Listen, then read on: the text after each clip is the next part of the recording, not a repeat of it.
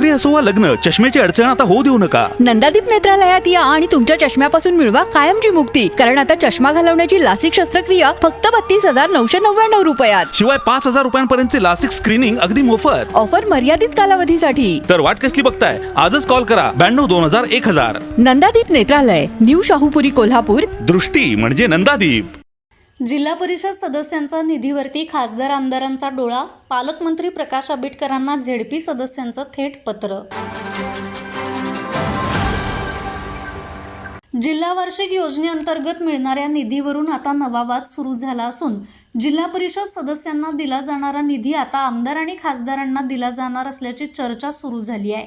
आणि ही चर्चा सुरू झाल्यानंतर जिल्हा परिषद सदस्यांमध्ये अस्वस्थता निर्माण झाली असून सदस्य निधीसाठी आक्रमक झालेत.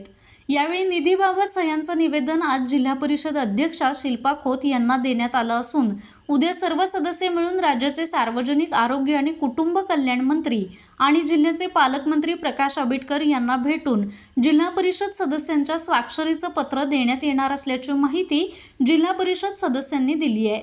हे पत्र सन 2026-27 या आर्थिक वर्षातील जिल्हा वार्षिक योजनेच्या निधी वाटपाबाबत देण्यात येणार आहे. 68 जिल्हा परिषद सदस्यांपैकी 6 पदाधिकारी सोडले तर उर्वरित 62 सदस्यांपैकी 48 जणांनी सह्या केलेत. या पत्रात सदस्यांनी नमूद केलं आहे की जिल्हा वार्षिक योजनेअंतर्गत उपलब्ध होणाऱ्या निधीचे नियोजन नेहमी जिल्हा परिषद सदस्यांमार्फतच केलं जातं. सर्व कामांच्या प्रशासकीय मान्यता देखील जिल्हा परिषद सर्वसाधारण सभेच्या शिफारसीने करण्याबाबत 2025 मध्ये शासन निर्णय झाला आहे.